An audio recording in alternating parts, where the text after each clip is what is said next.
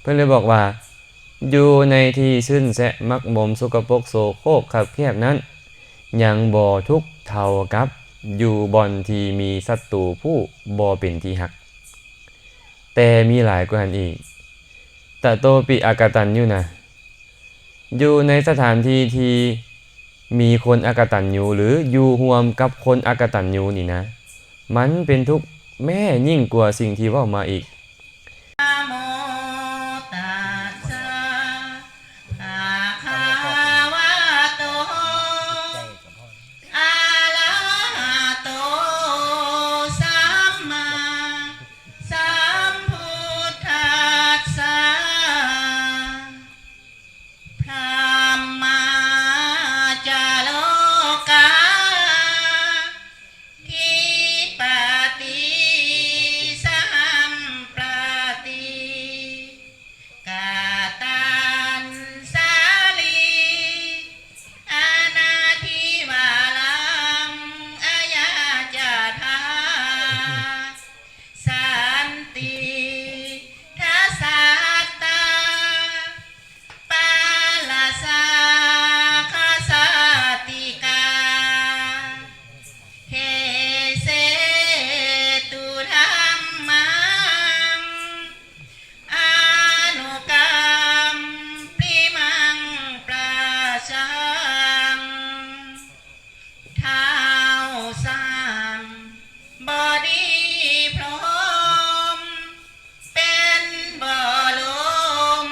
ในพรมมาทรงฤ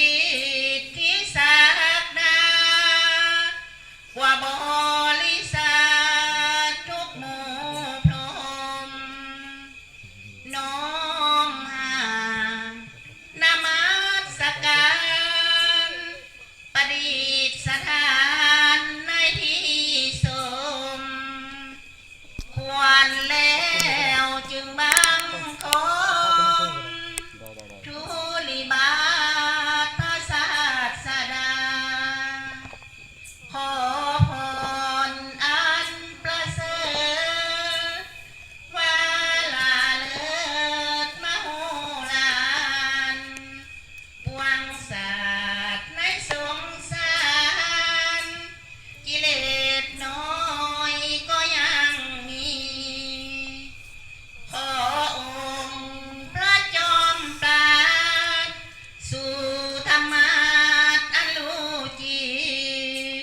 พูดพวงประสานีท่านจงโพดแสดงธรรมขอนิมนต์เถิดข้าน้อยท่านผู้ปีศาจเลิศล้ำโปรดแสดงพระสัทธรรมเทศนาและวาทีเพื่อให้สำเร็จผลแด่ปวงชนบรรดามีสู่สุขเกษมสีสมดังเจตนาเถิดสาธุขอราธนาในมนต์พระอาจารย์แซมให้ธรรมะเป็นทานแต่พวกขน้อยทั้งหลายด้วยเถิดสาธุ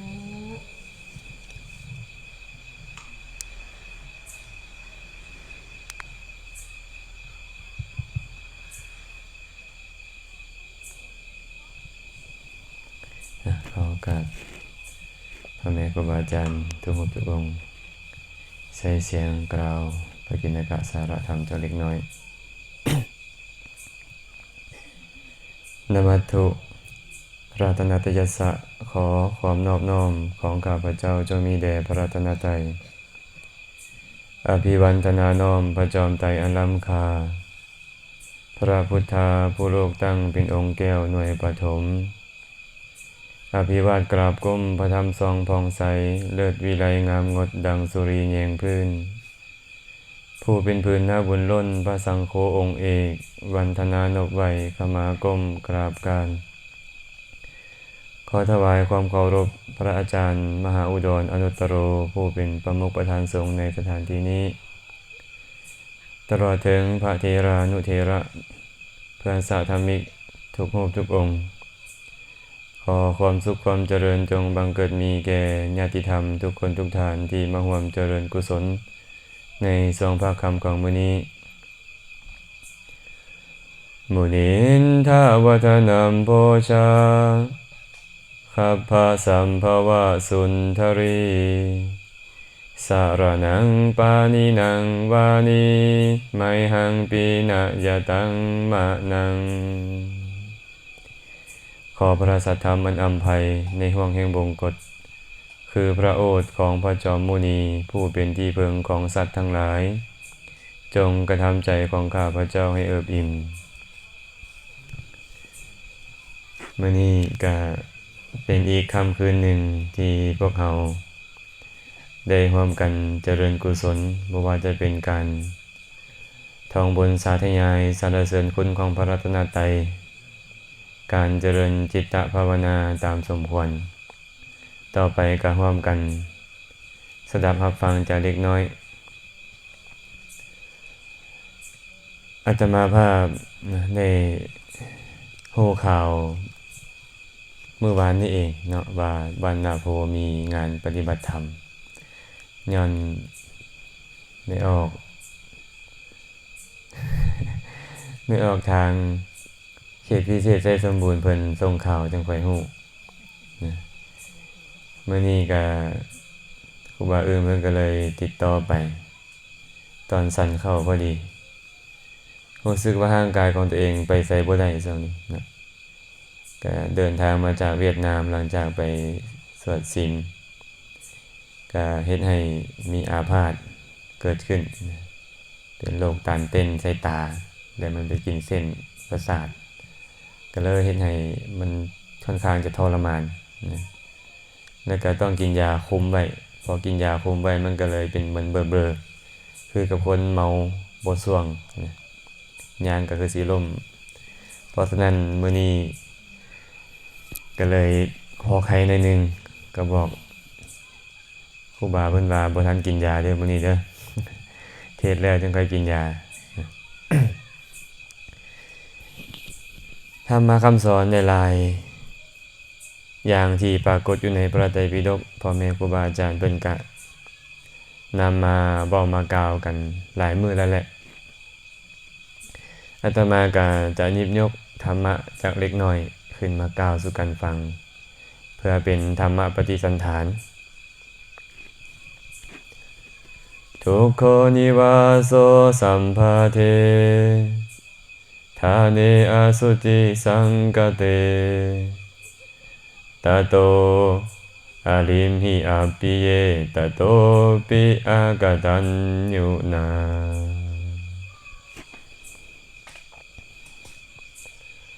อาตมาไปอ่านเจอคำสอนข้อนี้ก็เลยคิดว่ามันมีประโยชน์เพิ่นบอกว่าทุกโขนิวาโสสัมภาเท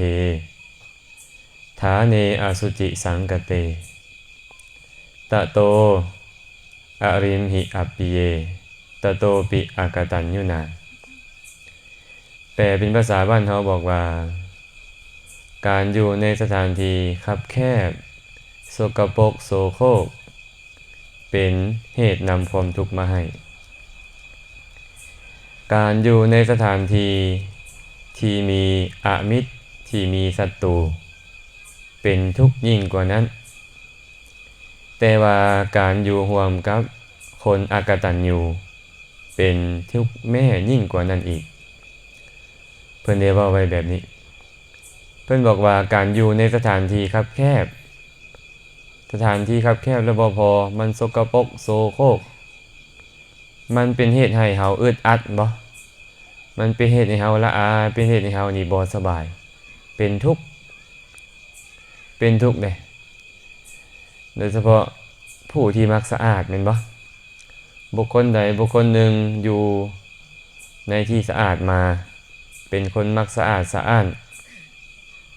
มักประดับตกแต่งแต่ได้เข้าไปในสถานที่ที่สกปรกโสโครกสถานที่คับแคบก็จะรู้สึกอึดอัดละอา รู้สึกเป็นทุกข์เพิ่นเลยบอกว่าสัมภาเทอสุจิสังกเตทุกโขเป็นเหตุนำความทุกข์มาให้แต่ว่าเพิ่นว่าตะโตอริมหิอัปปิเยการอยู่ในสถานที่ที่มีศัตรูผู้บ่เป็นที่ฮักเป็นทุกข์ยิ่งกว่านั้นอีกแม่นบ่ญาติโยมอยู่ในสถานที่คับแคบซึนแซะมักมมสกปรกโสโครกมันเป็นทุกข์แล้วแหละแต่ว่าไปอยู่บ่อนใดก็ตามมีแต่ศัตรูผู้บ่เป็นที่ฮักมีความสุขบ่อยู่กับศัตรูนี่นะบ่มีความสุขดอกแม่นบ่เขาจะฆ่าเฮายามใดเนาะเขาจะซ่อจะโกงเฮายามใดเนาะเขาจะเฮ็ดสิ่งบ่ดีต่อเฮายามใดเนาะเฮ็ดความพินาศชิบหายต่อเฮายามใดเนาะมันนอนบ่หลับแม่นบ่ไม่ออกเตียงเวลาอยู่ในสถานที่ที่มีศัตรูผู้เป็นที่ฮักนั้นนะเพิ่นเลยบอกว่าอยู่ในที่ซึนแซะมักมมสกปรกโสโครกคับแคบนั้นยังบ่ทุกข์เท่ากับอยู่บ่อนที่มีศัตรูผู้บ่เป็นที่ฮักแต่มีหลายกว่านั้นอีกตะโตปิอากตัญญูนะอยู่ในสถานที่ที่มีคนอากตัญญูหรืออยู่ร่วมกับคนอากตัญญูนี่นะมันเป็นทุกข์แม่ยิ่งกว่าสิ่งที่เว้ามาอีกอยู่ร่วมกับโจรนี่นะอยู่ร่วมกับศัตรูผู้บ่เป็นที่ฮักเขาจับมีดจี้คออยู่นี่นะสิฆ่ายามใดก็ได้นี่ยังบ่เป็นทุกข์ทออยู่กับคนอากตัญญูคนอากตัญญูเป็นจังได๋บ่ฮู้คุณของผู้อื่นที่เขากระทำต่อตนบ่ฮู้คุณของคนอื่นที่เขากระทำต่อตนเขามีคุณอย่างลวงลายภายมากแต่ตัวเองบ่เห็นเลยว่าเขามีคุณต่อตนนั้นยกตัวอย่างคือลูกกับพ่อแม่บางคนบอกว่าพ่อแม่นี่บ่เคยได้เลี้ยงได้ดูบ่ซื่อว่ามีคุณดอกบางคนอาจจะคิดแบบนี้แม่นบ่อาตมามีคนรู้จักหลายคนที่มีลักษณะแบบนี้เนื่องจากว่าพ่อแม่แยกทางกันตั้งแต่ยังเล็กยังน้อยเขา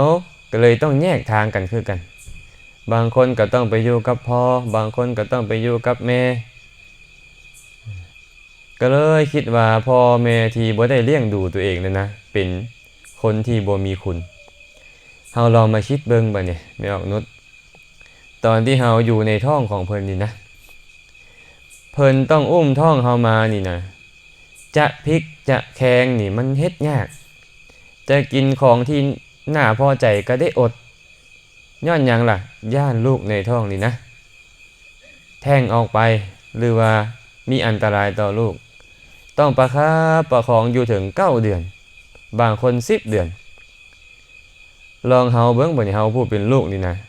เอามะพร้าวจากหน่วย2 หน่วยมามัดใส่ท้องนี้และอยู่จากมือหนึ่งมันอยู่ยากส่ำใดและคนที่เป็นแม่ของเฮานี่นะเขาเฮ็ดแบบนี้ตลอด9 เดือนเขาบ่เคยจมบ่เคยว่าเลยเขาประคบประงมฮักท้องฮักคันฮักลูกของเขานี่ยิ่งกว่าสิ่งอื่นใดอีกอดกินแนวแซ่บ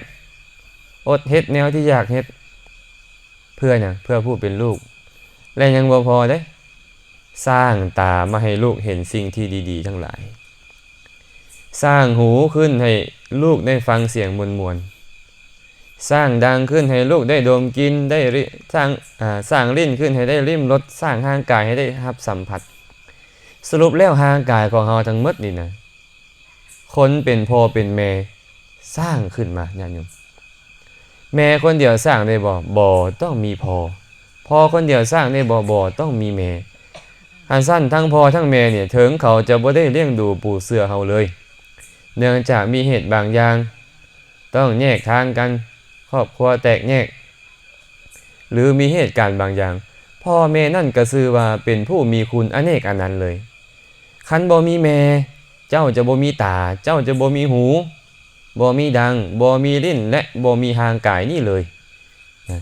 แต่ว่าลูกบางคนกลับบอกว่า บ่มีอุปการะแก่เขานั่นก็คือคนอากตัญญูนั่นเองแม่นบ่อันนี้ยกขึ้นเฉพาะลูกกับพ่อแม่เท่านั้นระหว่างครูบาอาจารย์กับลูกศิษย์ก็เช่นเดียวกันลูกศิษย์บางคนนี่นะครูบาอาจารย์บวชให้พร้อมบวชแต่จนเป็นสามเณรพุ่นเนาะบวชเป็นพระให้พร้อมแต่บ่เคยคิดว่าครูบาอาจารย์นี่มีคุณพอเพิ่นเฮ็ดสิ่งที่บ่ถูกใจลงโทษเฮาในบางเวลาที่ควรลงโทษก็เลยคิดว่าครูบาอาจารย์นี่น่ะบ่มีคุณต่อตนเองนี่คือเอิ้นว่าคนอกตัญญูเนาะเอิ้นว่าคนอกตัญญูพวกเฮาเด้เป็นแบบใดพวกเฮาเป็นหนึ่งในหันบ่บางเทื่อเพิ่นก็บอกสอนแล้วสอนเราสิสอนตั้งแต่น้อยจนใหญ่อาตมากลับมานึกคืนอีกตอนอาตมายังน้อยๆอายุ 5-6 ปีไปเข้าโรงเรียนนี่นะไอ้ครูผู้หนึ่งเพิ่นเป็นครูประจำโรงเรียนป .1 ป .2 อะนะเวลาเฮาเฮ็ดผิดนี่นะต้องให้เฮานี่เอาหัว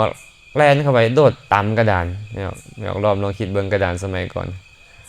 ตำแล้วก็กระเด็นออกมาบางเทื่อก็เอา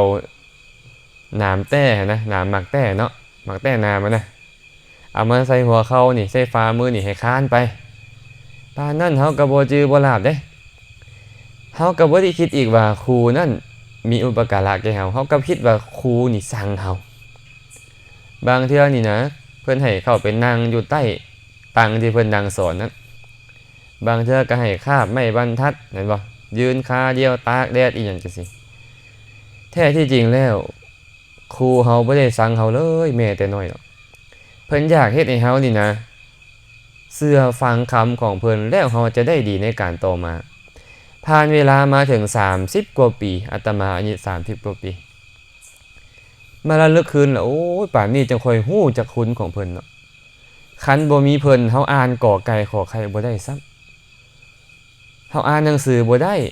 และจะเว้าถึงหยังการไปอ่านภาษาไทยภาษาอังกฤษอื่นจากนี้มาระลึกถึงคุณของเพิ่นทีหลังบัดนี้แต่ก่อนนี่เครียดคมเฮานี่นะแล้วบ่ได้คิดทอดเพิ่นจักหน่อยเลยมาปัจจุบันโอ้แม่นได้ความจริงพุ่นเป็นผู้มีอุปการะคุณอย่างยิ่งแก่เฮาแต่เฮาบ่เห็นนะเฮาบ่คิดเห็นเพิ่นเลยบอกว่าการอยู่ร่วมกับคนอกตัญญูนี่นะ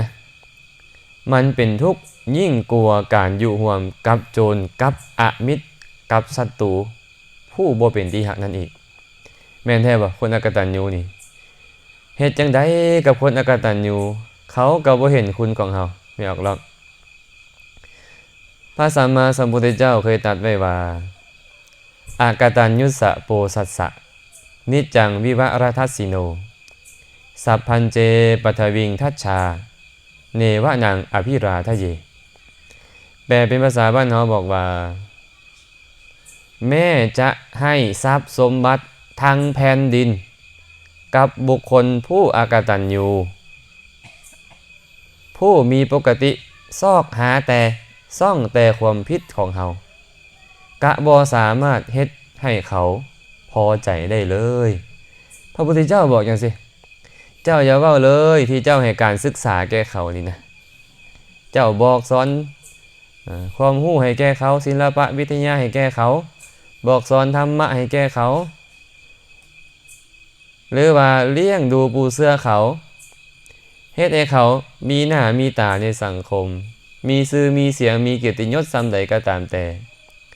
บ่สามารถเฮ็ดให้เขาพอใจได้ดอกอย่าเว้าแต่ซ้ำหั้นเพิ่นว่าแม้แต่ให้ทรัพย์สมบัติทั้งแผ่นดินทั้งหมดนี่เลยแก่คนอกตัญญูนี่นะผู้คอยซอกหาแต่ซองความผิดของเฮานี่บ่สามารถเฮ็ดให้เขาพอใจได้ดอกเพราะเขาหาซอกหาแต่บอนผิดไม่ออกนุดเขาบ่ซอกหาบอนถึกบอนดีของเฮาคนอกตัญญูนี่นะเขาจะคอยจับแต่บอนที่เฮาผิดเฮาเฮ็ดผิดบอนใดเขาเอาข้อนั่นแหละมาเป็นข้ออ้างในการที่เขาจะทรยศเฮานะอาตมาเคยสอนพระเนรอยู่ในวัดวายกเรื่องราวเรื่องนึงขึ้นมาบอกให้ฟังพอไม่ออกจื่อไปเว้าเด้อมีครูคนนึง เพิ่นสอนเลขคูณเพิ่นก็เขียนไปเนาะ919 9217 93เท่าใดก็ว่าไปถูกหมดมันผิดบ่อนเดียวคือ92มันน่าจะเป็น18มันเป็น17เดี๋ยวนี้นักเรียนก็เลยหัวสะอิดสะอ้อยนักเรียนหมดห้องหัวสะอิดสะอ้อยครูก็เลยถามมาพวกน้องๆหัวอีหยังเราก็เลยบอกว่าโอ้ยครูเอ้ยครูมาสอนพวกน้องเนาะเบิ่งแม่ครูก็ยังเฮ็ดผิดบ่อนใดล่ะเด้บ่นั่นเด้เพิ่นว่าครูเพิ่นก็เลยสอนว่าให้พวกเจ้าจือไว้เด้อในโลกใบนี้นี่นะคนทั้งหลายเขาจะบ่เบิ่งหาข้อที่ถูกเขาจะสอดแนมหาข้อที่ผิดเท่านั้นคือกันครูเฮ็ดถูกถึง9ข้อแต่พวกน้องๆนี่บ่ได้คิดเห็นเลยว่าครูนี่เฮ็ดถูก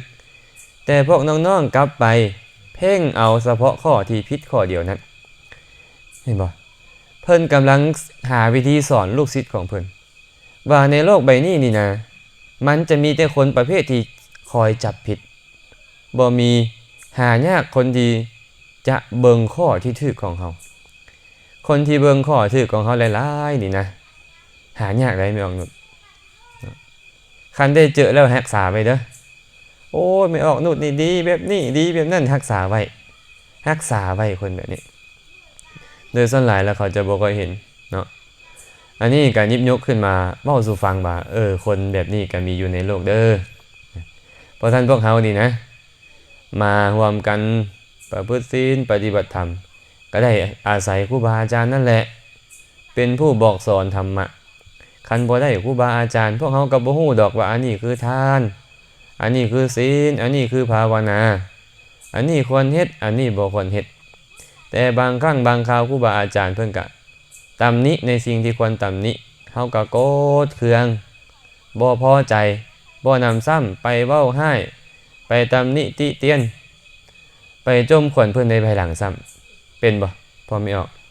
โดยเฉพาะแม่ขาวอยู่วัดนี่นะมักเป็นได้อาตมาว่าคันจุ่มหัวกันเข้า 2-3 คนละแม่นแหละนินทาเจ้าอาวาส คันจุ่มหัวกันฮอด 2-3 คนละนินทาเจ้าอาวาสโลด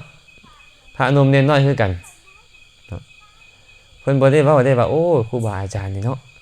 ดีได้ย้อนครูบาอาจารย์เฮ็ดแบบนี้แบบนั้นได้บอกสอนธรรมะได้ญาติโยมจึงเลื่อมใสในศาสนานำปัจจัย4มาอุปถัมภ์ค้ำสู่เฮาบ่คิดดอกไปคิดหาแต่ข้อผิดพลาดน่ะจมขวัญเจ้าอาวาสนั่นแหละจะเฮ็ดเด้อต้องเบิ่งถึงคุณเพิ่นหลายๆโอ้ย้อนเพิ่นนี้ได้บอกได้สอนทางเฮาพร้อมทางเพื่อนสหธรรมิกพร้อมทางออกตนญาติโยมพร้อมเมื่อชนทั้งหลายเหล่านั้นได้ยินได้ฟังธรรมแล้วจึงได้ฮู้ว่าอันนี้เป็นบุญอันนี้เป็นบาปอันนี้มีโทษอันนี้มีคุณจึงได้ละโทษสมาทานประพฤติปฏิบัติในคุณนะครูบาอาจารย์ก็จึงชื่อว่าเป็นผู้มีอุปการะคุณแก่พวกเฮาแต่ในขณะเดียวกันเด้เฮาก็จะคิดว่าเฮามีอุปการะคุณแก่ญาติโยมเท่านั้นเด้แม้แต่ญาติโยมก็มีอุปการะคุณแก่เฮาเช่นเดียวกันเฮ็ดแนวใดล่ะอุปถัมภ์ค้ำสู่เฮาด้วยปัจจัย4นั่นแหละพระสัมมาสัมพุทธเจ้าเคยตรัสไว้ในพหุการะสูตรบอกว่าภิกขุทั้งหลายอุบาสกอุบาสิกาขหบดีขหปัตตนีคือออกตนญาติโยมทั้งหลายเป็นผู้มีอุปการะคุณแก่พวกทานทั้งหลายด้วยการถวายจีวรอาหารบิณฑบาตเสนาสนะคีรณะเภสัชบริขารทั้งหลายเขาชื่อว่าเป็นผู้มีอุปการะคุณแก่ทานทั้งหลายเพราะฉะนั้นแม้แต่พวกทานทั้งหลายก็จงเป็นผู้มีอุปการะคุณแก่เขาทั้งหลายเหล่านั้นเถิดด้วยการแสดงธรรมอันงามในเบื้องต้นท่ามกลางและที่สุดถึงพร้อมด้วยอัฏฐะและพยัญชนะบริสุทธิ์บริบูรณ์สิ้นเชิงแก่เขาเถิดแต่หากสองฝ่ายมีอุปการะคุณแก่กันแบบนี้ย่อมสามารถประพฤติพรหมจรรย์ให้ถึงที่สุดทุกได้พระองค์บอกว่าญาติโยมก็มีอุปการะคุณแก่พระสงฆ์ข้าเจ้าได้ครูบาอาจารย์บางองค์บางท่านก็โอ้ยคิดแต่ว่าตัวเองนี่นะเป็นเจ้าอาวาสบอกเป็นพระเทระเป็นผู้บอกสอนญาติโยมคิดแต่ว่าตัวเองนี่มีคุณแก่ญาติโยมลืมไปว่า กินข้าวญาติโยมได้นุงจีวรญาติโยมได้ที่อยู่อาศัยกันญาติโยมถวายมาได้หั่นน่ะเภสัชบริการทั้งหลายก็เขาได้ถวายมาเพราะฉะนั้นเฮาก็ต้องฮู้คุณเขาแต่คำว่าฮู้คุณเขานี่บ่แม่นไปเกี่ยวข้าวใส่เขาได้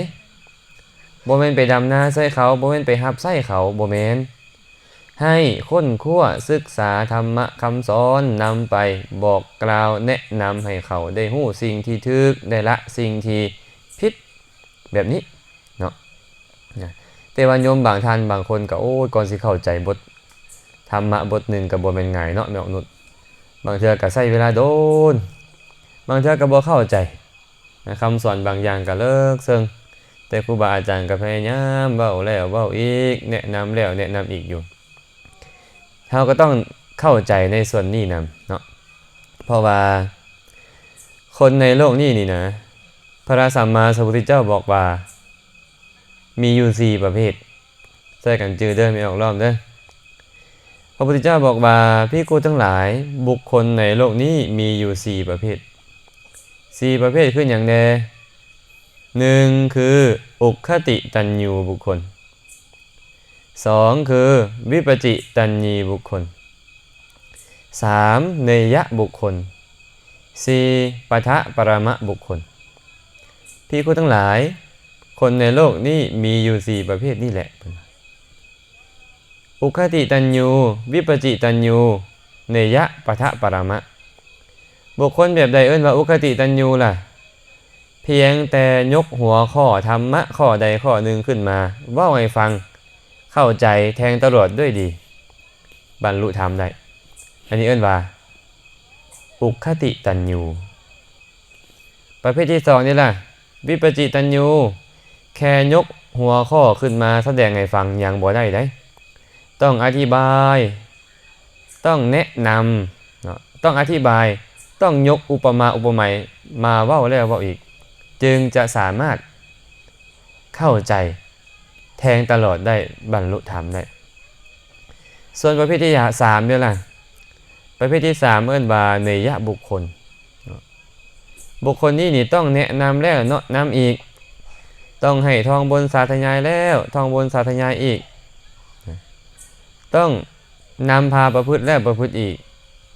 ต้องให้อ่านแล้วให้อ่านอีกให้ศึกษาแล้วให้ศึกษาอีกประพฤติแล้วประพฤติอีกแล้วเล่าบางที5ปี10ปี20ปีบางที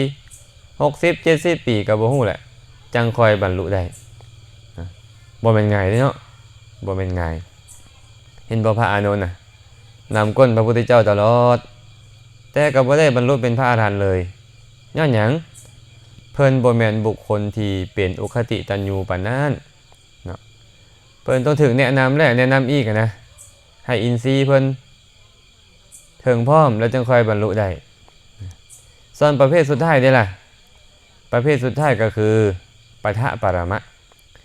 ปัฏฐปรมะเป็นแบบใดบุคคลนี้ถึงจะฟังแล้วฟังอีก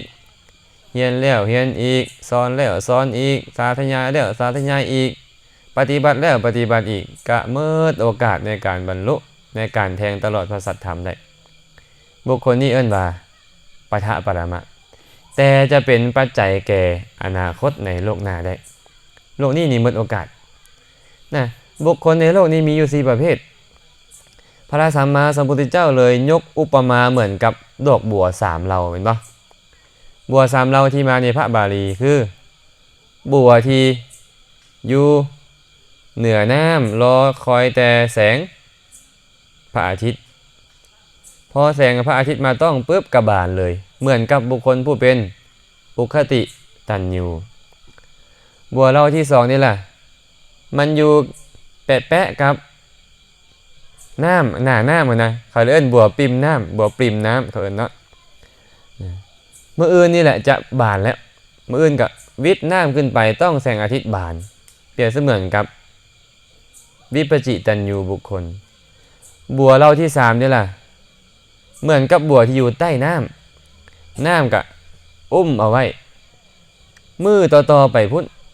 บ่เป็นมืออื่นเด้มือต่อไปพุ่นมันจะขึ้นมาแล้วก็ต้องแสงพระอาทิตย์และก็จะบานเปรียบเสมือนกับเนยยะบุคคล แต่ยังมีบัวอีกประเภทหนึ่งที่พระพุทธเจ้าบ่ยกขึ้นสู่บาลีประเภทนี้ประเภทใดล่ะประเภทที่มันเน่ามันตายเป็นอาหารของป่าของเต่าไปกินมันซะมันก็เลยบ่มีโอกาสในการจะพ่นน้ำขึ้นไปบานบัวประเภทนั้นเปรียบเสมือนกับปะทะปรมะบุคคลพวกเฮานี่อาจจะบ่แม่นอุคติตัญญูเห็นปะฟังแล้วฟังอีกกันยังซ้ำนี่แหละเป็นบ่ไม่ออกล้อมเมื่อวานนี้คือสิเข้าใจแล้วนะมาฟังอีกลืมแล้วบ่เป็นไงเนาะเป็นแบบนี้แต่ถึงยังไงก็ตามไอ้ความจืดจำก็อย่างหนึ่งความเข้าใจก็อย่างหนึ่งเด้บางคนนี่เข้าใจแต่จื้อบ่ได้บางคนนี่นะ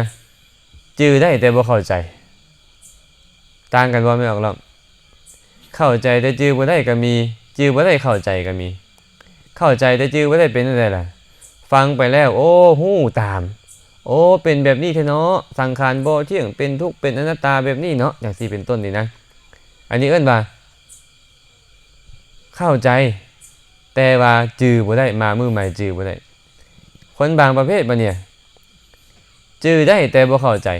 ท้องปานนกแก้วนกขุนทองแหละท้องได้หมดแต่ว่าบ่เข้าใจแบบนี้ก็มีเนาะเพราะฉะนั้นพวกเราอาจจะสร้างสมมาน้อยเราก็ต้องทำใจแต่ว่าบางคนบางทานนี่จื้อยากก็ตามได้ญาติโยมแต่ว่าบาดฟังธรรมเข้าใจและบรรลุธรรมเลยก็มีเห็น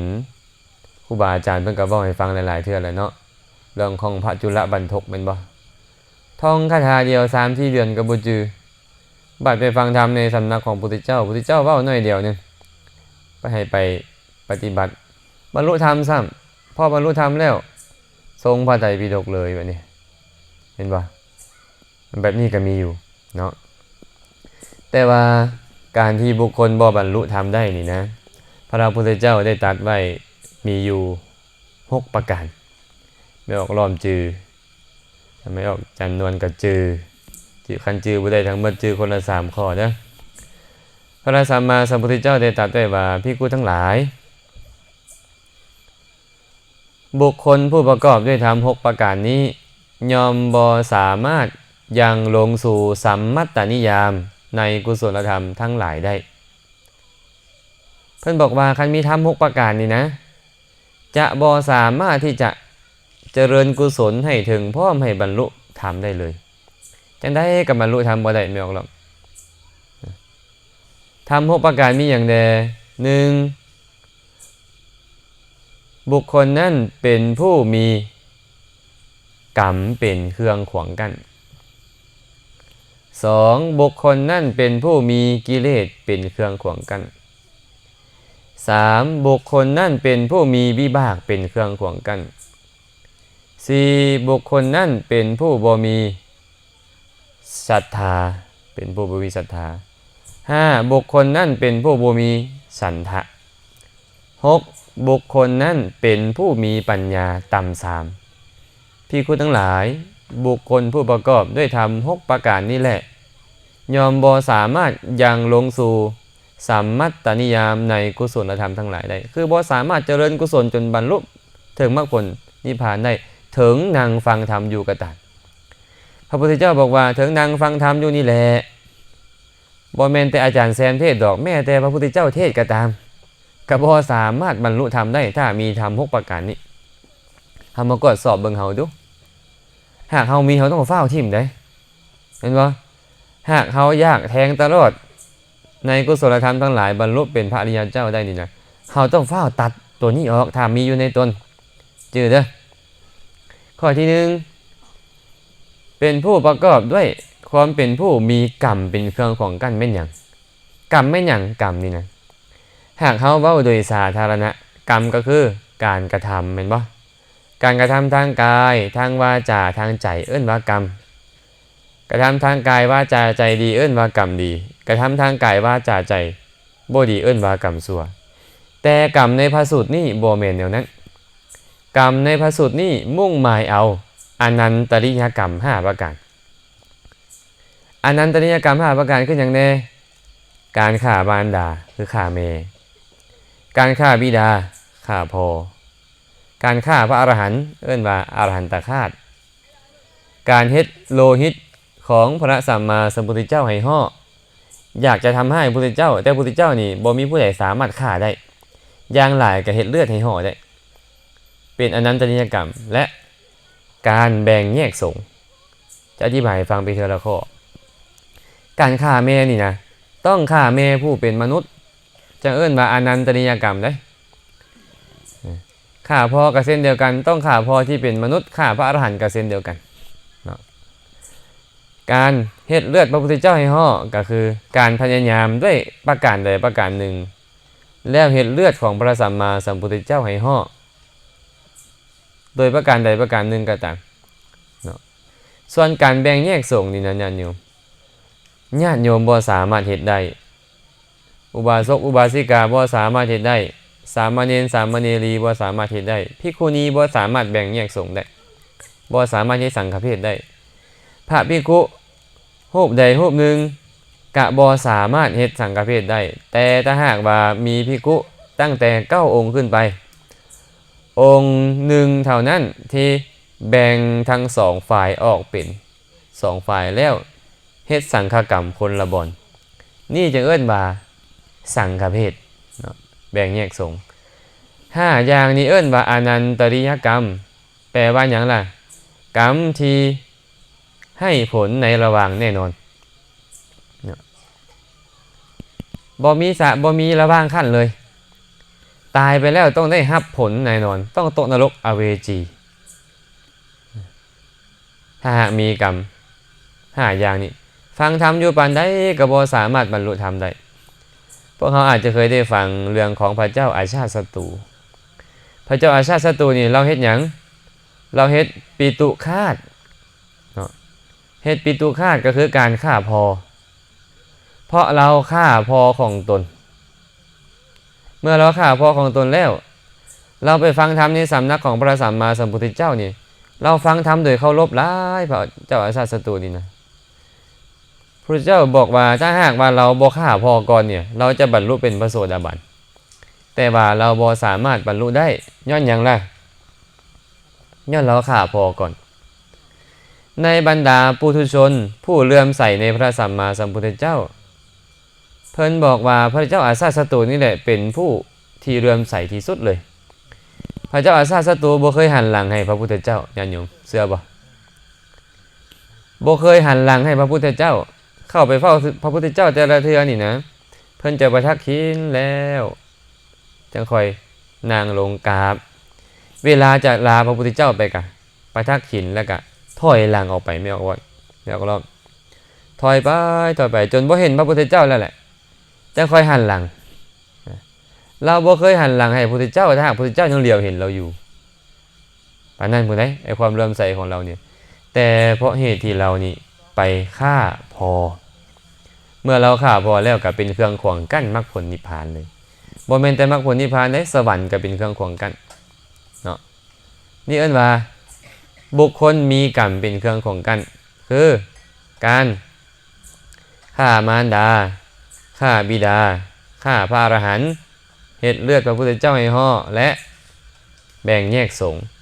แต่ยังมีกรรมอย่างหนึ่งที่มันห้ายแฮงคือกันไม่ออกล้อมพวกเขานี่มีโอกาสเฮ็ดได้คืออริยูปวาทะอริยูปวาทะนี่นะเป็นอันตรายิกะธรรมอย่างหนึ่งในบรรดาอันตรายิกะธรรม5ประการแปลว่าอย่างอริยูปวาทะการว่าให้พระอริยเจ้าพระอานนท์ก็ซ้ำหั่นแหละคำเว้าของเพิ่นบ่น่ะเชื่อถือบ่ได้ดอกภาษาลีพุทธพระโมคคัลลานะก็ซ้ำหั่นแหละเชื่อถือบ่ได้ดอกจังซี่เป็นต้นนี่นะโอ้อันนี้นี่นะเอิ้นว่าให้พระอริยเจ้าเด้เนาะแบบนี้นี่นะมีโอกาสตกนรกถ้าหากยังบ่ไปขอขมาลาโทษเพิ่นเอาแล้วสิไปขอขมาลาโทษบ่อนใดล่ะบัดนี้พระสารีบุตรก็ปรินิพพานแล้วพระโมคคัลลานะก็ปรินิพพานแล้วพระอานนท์ก็ปรินิพพานแล้วพระอรหันต์ทั้งหลายปรินิพพานแล้วไปขอขมาแบบใดล่ะยากเลยเนาะยากเติบได้มีเรื่องหนึ่งเกิดขึ้นญาติโยม มีครูบาองค์หนึ่งเพิ่นก็เป็นพระหนุ่มเพิ่นก็ไปบิณฑบาตกับพระผู้เฒ่าองค์หนึ่งพระเถระองค์นี้เพิ่นไปบิณฑบาตอินเดียเขาบ่ค่อยใส่บาตรแบบเฮาเด้เขามีข้าวต้มเขาก็ใส่แต่ข้าวต้มเขามีอาหารเขาก็ใส่แต่อาหารเขามีข้าวเจ้าก็ใส่แต่ข้าวเจ้าหุงนะข้าวหุงเขาก็ใส่แต่ข้าวหุงบัดนี้ไปบิณฑบาตล่ะไปมีญาติโยมเอาข้าวต้มมาใส่ก่อนข้าวยาคู่นะข้าวต้มบ่เป็นข้าวต้มแบบเฮากินกันนี่ได้ข้าวต้มที่สามารถดื่มได้มันต้องบดเม็ดข้าวให้มุนแล้วก็ไปต้มใส่น้ำหลายๆให้ดื่มได้นะผู้ใดมักหวานก็เอาน้ำอ้อยใส่ผู้ใดมักมีรสชาติเค็มๆหน่อยนึงก็เอาเกลือใส่แล้วก็ดื่มเป็นยารักษาโรคพร้อมพระพุทธองค์นี่เพิ่งกลับไปบิณฑบาตได้ข้าวต้มมาได้ยาคูมาเพิ่งกลับมานั่งหย่องอยู่กระโตแล้วนั่งอยู่กระโตนะยังหย่องอยู่กระโตแล้วก็ยกบาตรสันเลยเพิ่นบ่ใส่อย่างอื่นได้เพิ่นถือสันในบาตรเป็นปกติเพิ่นก็ยกบาตรสันครูบาองค์นั้นเลยเห็นก็โอ้ยพระผู้เฒ่าเนี่ยนี่องค์นี้เนาะจังแม่นเฮ็ดให้เฮาอับอายใครหน้าเนาะเพิ่นผู้ดีนะพระองค์นี้เพิ่นก็ผู้ดีหน่อยนึงเพิ่นคิดว่าการเฮ็ดแบบนี้บ่เหมาะบ่สมเพิ่นว่านั่งยกบาตรฉันนี่นะเคยเห็นบ่ครูบาอาจารย์ยกบาตรฉันมันจะไปตำหนิเพิ่นเดิมดอกลอมเด้อ เมื่อเป็นเช่นนั้นแหละพระเถระหลังจากฉันข้าวต้มแล้วก็ถามว่าอาวุโสเจ้าเจริญคุณธรรมได้ขั้นใดแล้วบรรลุโสดาบันแล้วขั้นใดเพิ่นว่าขั้นสั้นนั่นเจ้าบ่ต้องหวังเลยเด้อบ่ต้องหวังคุณธรรมเบื้องสูงแล้วว่าซั่นเจ้าต้องให้เจริญคุณธรรมไปอีก100 ปีเจ้าก็บ่สามารถเป็นสกทาคามีอนาคามีหรืออรหันต์ได้ดอกเพราะเจ้านี่ว่าให้พระอริยเจ้าแล้วเราก็เลยเฝ้าลุกขึ้นนุ่งจีวรให้ดีเฝ้าไปกราบเท้าพระเถระมาขอขมาลาโทษเพิ่นฮู้แล้วบัดเดียวเพิ่นเป็นพระอรหันต์เนาะเพราะฉะนั้นการว่าให้พระอริยเจ้านี่นะขนาดเป็นพระอริยเจ้านำกันยังบ่สามารถเจริญคุณธรรมเบื้องสูงได้เนาะบ่จำเป็นต้องกล่าวถึงพวกเฮาเจ้าข่อยเลยถ้าหากพวกเฮาเจ้าข่อยไปว่าให้นี่เฝ้าขอขมาซะผู้ใดว่าโอ้ยคำเว้าของพระอรหันต์ทั้งหลายนี่บ่เป็นตาฟังดอกให้เฝ้าซะเฝ้าไปขอขมาลาโทษซะบ่ซั่นก็บ่ต้องหวังคุณธรรมเบื้องสูงพวกเฮาเฮ็ดนี่ก็ไปขออยู่ไสล่ะอันเพิ่นบ่อยู่แล้วก็นึกถึงเพิ่นแล้วบัดนี้เนาะไปเข้าไปหาอยู่เจดีย์ก็ไปนึกถึงอยู่เจดีย์แล้วพระพุทธเจ้าก็ตามพระอริยเจ้าทั้งหลายก็ตามที่ข้าน้อยได้ละเมิดล่วงเกินไปแล้วตั้งแต่อดีตจนถึงปัจจุบันนี้ขอให้อดโทษให้ข้าน้อยเด้อให้เว้าไปนั่นเด้อคันเพิ่นอดโทษให้แล้วนี่ก็หรือเขาได้ขอขมาแล้วนี่นะก็บ่เป็นเครื่องของกันแล้วเนาะคันบ่ขอขมาตราบใดตราบนั้นยังเป็นธรรมเครื่องของกันอยู่เป็นอันตรายิกะธรรมอยู่เนาะข้อที่2บัดนี้มีอย่างเป็นเครื่องของกันมีกิเลสเนาะมีกิเลสเป็นเครื่องของกันกิเลสเป็นเครื่องของกันเป็นจังได๋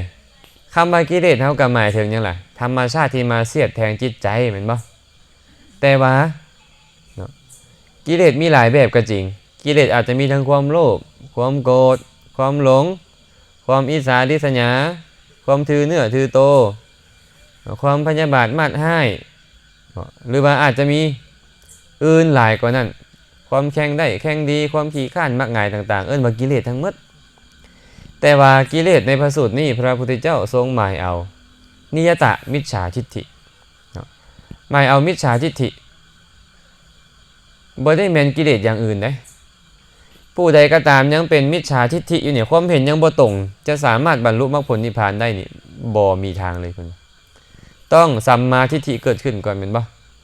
สัมมาทิฏฐิเกิดขึ้นก่อนเมื่อสัมมาทิฏฐิเกิดขึ้นจึงจะสามารถบรรลุมรรคผลนิพพานได้อันนี้ว่ามีกิเลสเป็นเครื่องของกันบ่มีกิเลสอย่างอื่นได้สามวาพระองคุลิมาเนี่ยมีกิเลสบ่ฆ่าคนอยู่หั่นน่ะอยากรอบมีกิเลสเนาะแต่ว่าไปเจริญคุณธรรมบรรลุบ่ย้อนมีสัมมาทิฏฐิเลยดิฟังธรรมมีสัมมาทิฏฐิแล้วเมื่อมีสัมมาทิฏฐิแล้วก็สามารถบรรลุมรรคผลนิพพานได้ก่อนที่พระสัมมาสัมพุทธเจ้าจะเกิดขึ้นมาในโลกนี่นะคนมีกิเลสกันบ่ล่ะ มีแม่นบ่ไปแสดงธรรมให้ฟังปุ๊บบรรลุกันบ่บรรลุย้อนหยังย้อนกิเลสเหล่านั้นน่ะมันบ่แม่นธรรมเครื่องขวางกั้นแต่เป็นนิยตมิจฉาทิฏฐิเท่านั้นความเห็นว่ายั่งยืนนี่นะตายแล้วก็เกิดอีกดอกเขาน่ะตายแล้วก็เกิดอีกดอกจังซี่อันนี้ระวังด้วยเนาะผู้ใดมีความเห็นแบบนี้นะต่อไปวิบากเป็นเครื่องขวางกั้นบัดนี้คำว่าวิบากเป็นเครื่องขวางกั้นหมายถึงหยังวิบากเป็นว่าผลเนาะผลของบุญผลของบาปเอิ้นว่าวิบากให้เฮาได้เห็นรูปทางตาก็เอิ้นว่าวิบากทางตาเนาะให้เฮาได้ฟังเสียงทางหูก็เอิ้นว่าวิบากทางหูที่พวกไม่ออกได้ยินอาตมาอยู่ปัจจุบันนี่วิบากมันวิบากได้หั่นน่ะมันบ่เป็นบุญบ่เป็นบาปมันเป็นวิบากเนาะวิบากทางหูทางดังทางลิ้นทางกายทางใจอันนี้เอิ้นว่าวิบากแต่ว่าวิบากทางหมดบ่เป็นเครื่องของกั้นบ่แม่นพระพุทธเจ้าก็ยังมีวิบากอยู่เห็นบ่พระพุทธเจ้ายังเห็นบ่ยังเห็นรูปดีๆเป็นหยังพระพุทธเจ้าจึงเห็นรูปดีเป็นผลของบุญเป็นหยังพระพุทธเจ้าคือฟังเสียงมวลเป็นผลของบุญเป็นหยังเฮาได้จึงฟังเสียงมวลผลของบุญอันนี้วิบากทั้งหมดเลยเพราะฉะนั้นวิบากเป็นเครื่องของกั้นนี่บ่ได้แม่นวิบากทั้งหมดเพิ่นหมายถึงปฏิสนธิวิบากเนี่ยโยมปฏิสนธิวิบากคือหยังล่ะปฏิสนธิของพวกกระเทยพวกบ้าใบ้บอดหนวกแต่กำเนิดนี่นะพวกนี้นะจะเป็นธรรมเครื่องขวางกั้นนั่งฟังธรรมอยู่ปานใดก็ตามตลอดชีวิตก็บ่สามารถบรรลุธรรมได้เพิ่นเลยเอิ้นพวกนี้ว่าปะทะปรมะบุคคลผู้ฟังธรรมปานใดก็บ่สามารถบรรลุธรรมได้แต่ว่าบ่ได้แม่นว่าฟังแล้วจะบ่มีประโยชน์ได้ฟังแล้วปัญญาก็เกิดเมื่อสติปัญญาเกิดบุญกุศลส่วนนี้ก็จะเฮ็ดให้เขาไปเกิดในชาติใหม่ให้เขาเป็นผู้มีปัญญาบัดนี้และรวมไปถึงวิบากของคนปกตินี่แหละที่บ่มีปัญญาประกอบในเวลานำปฏิสนธิหากจะเว้าเรื่องนี้ต้องเว้ากับคนที่เรียนอภิธรรมจักหน่อยจึงค่อยเข้าใจกันดีเพราะฉะนั้นเด้อผู้ใดอยากเรียนอภิธรรมวัดปานาขามเพิ่นสอนอยู่เด้อวัดปานาขามเพิ่นสอนอยู่วิบากของคนปกติบางเทื่อพวกเฮานี่นะอาจจะบ่มีปัญญาประกอบจิตดวงที่นำเฮาเกิดนั่นน่ะเมื่อจิตดวงที่นำเฮาเกิดบ่มีปัญญาประกอบ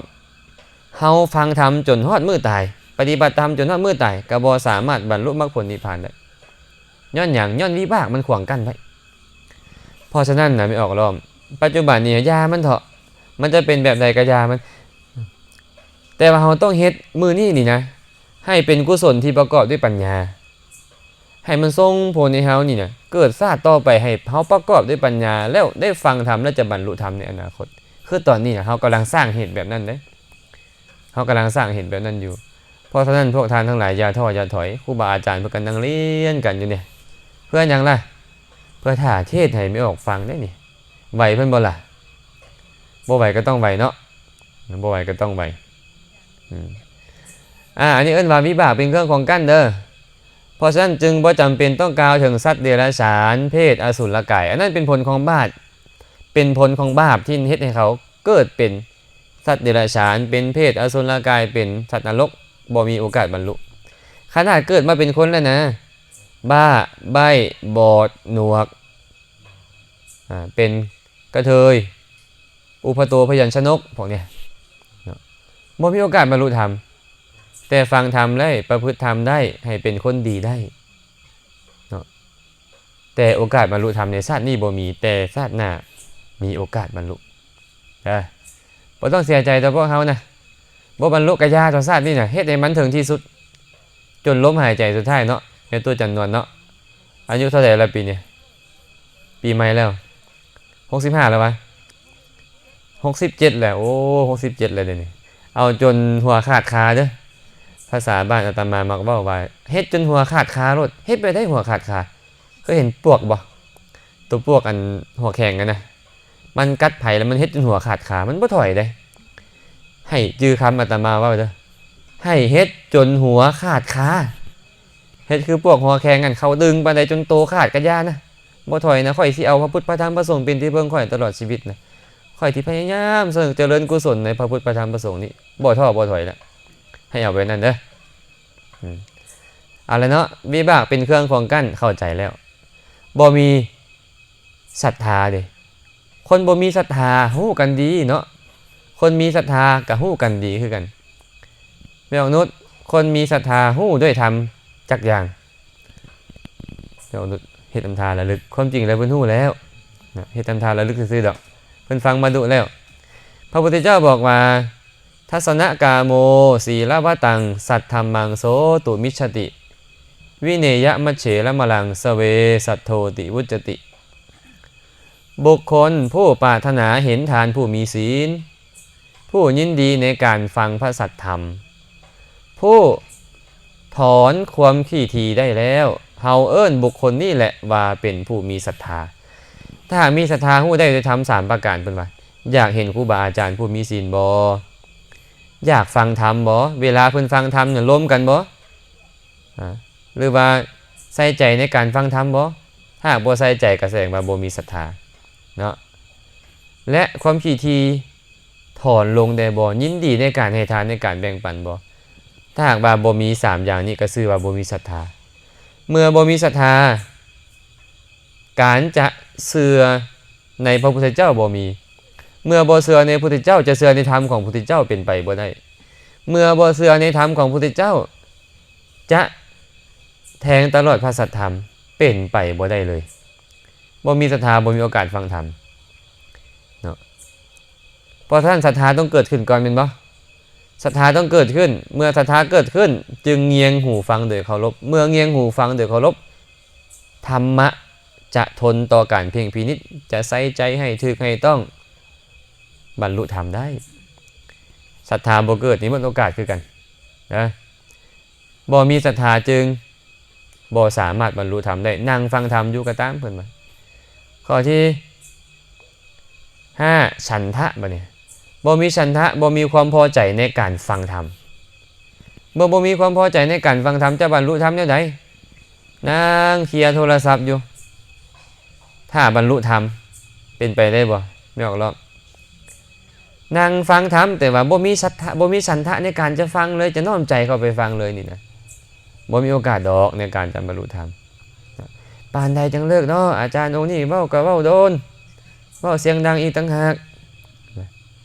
จากเว้าอย่างไรบุลงทำแม่ มันสิบรรลุธรรมได้ยังไงไปนี่ไม่ออกรอบเนาะ